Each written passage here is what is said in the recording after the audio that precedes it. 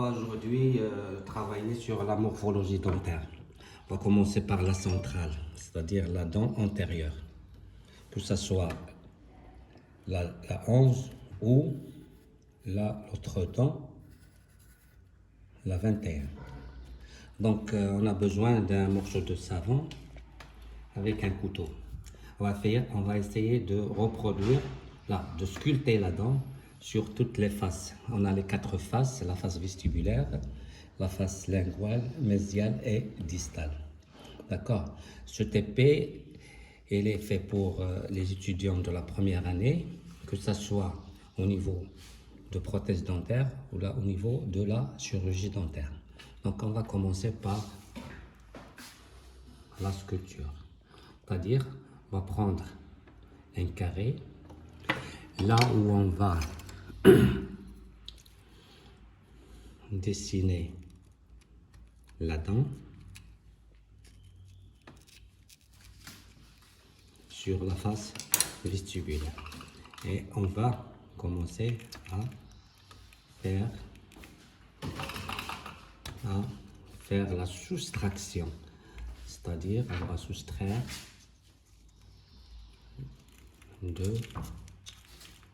du savon.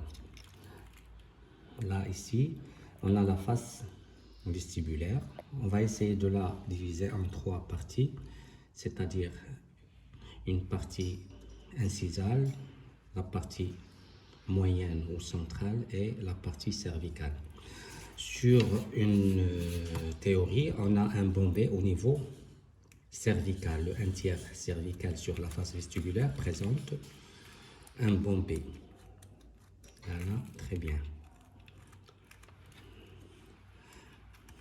Là aussi, on va reproduire le collet de la dent avec le bombé vestibulaire. De cette manière,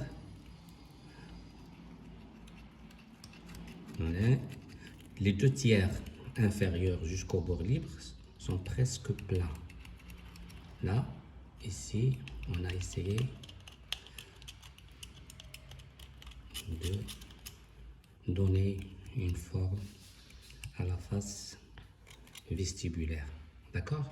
Donc, on va partir vers la face linguale. La face linguale présente une partie qui est concave,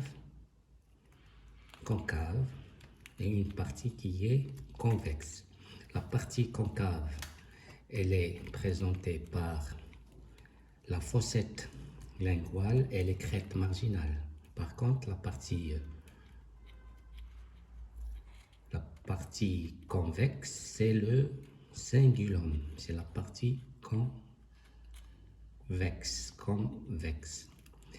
Là, on a donné une forme à la face linguale. De toute manière, là, on a une forme presque de la face vestibulaire, une forme de la face linguale. Donc, les parties mésiales et distales. Là, sur le 1/3 cervical, incisal, on a le point de contact et on a une région de contre-dépouille. Là, la partie de contre-dépouille qui diverge, les deux parties, là, les deux faces mésiales et distales divergent vers le côté lingual. Là, on va faire un rendement des faces, des angles, pour avoir une forme qui est plus ou moins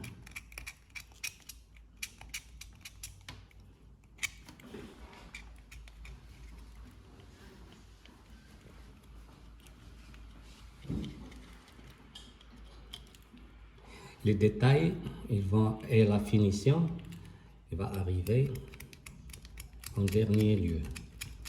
À la fin, on va essayer de faire, là je suis en train de garder toute la morphologie, mais d'une manière à rendre les angles qu'on a fait.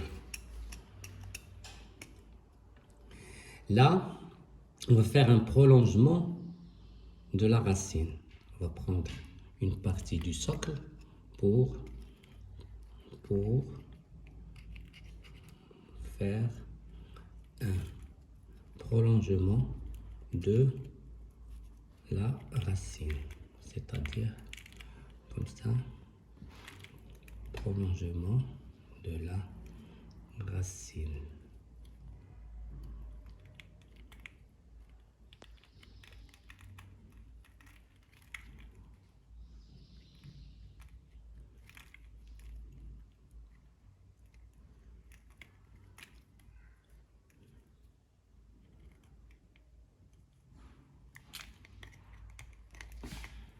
Prolongement de la racine de la dent.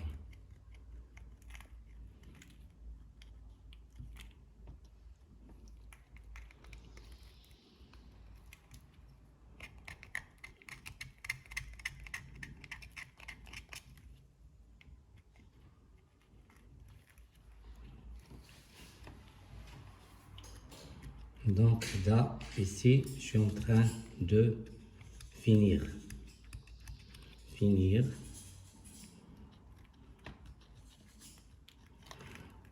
Là.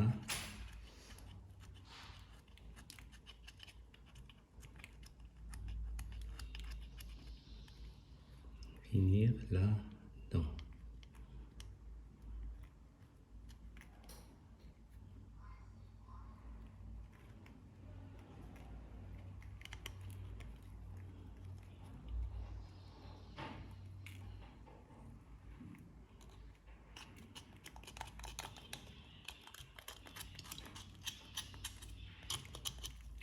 On va prendre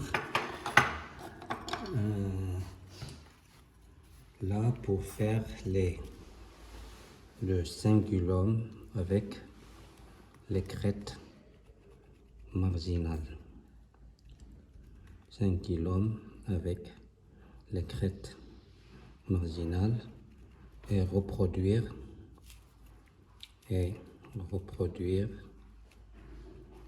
ce qu'on appelle les crêtes marginales avec le cingulum qui est concave, convexe.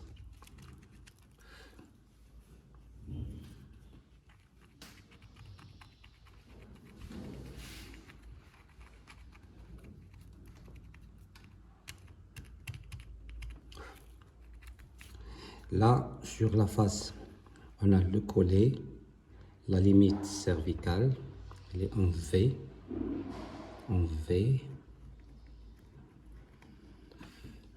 le collet de la dent et l'autre face distale, le V de la ligne cervicale.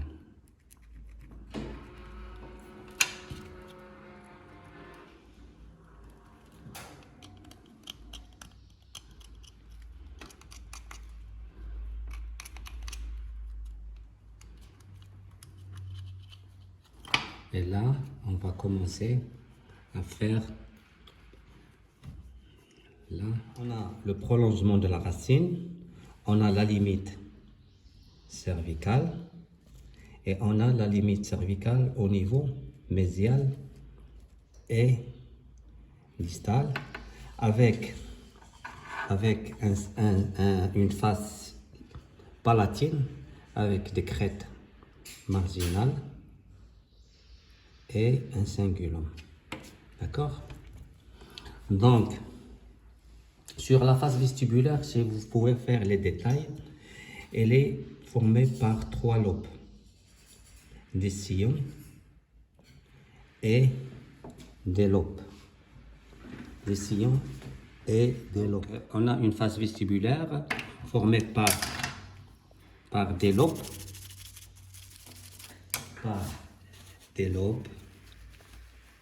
et par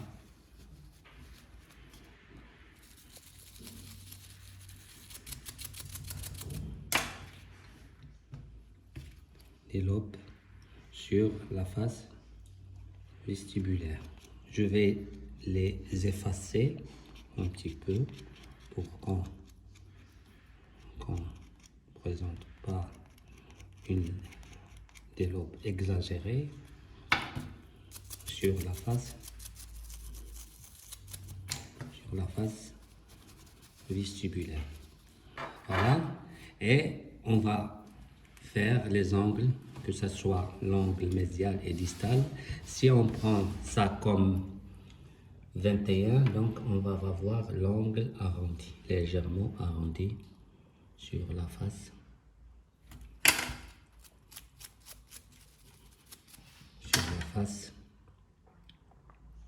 Vestibulaire. Là, je suis en train de faire les détails pour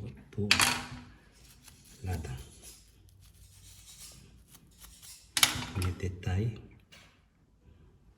J'ai effacé les sillons parce qu'on n'a pas de sillons qui sont trop marqués sur la dent. Là, on va avoir une sculpture d'une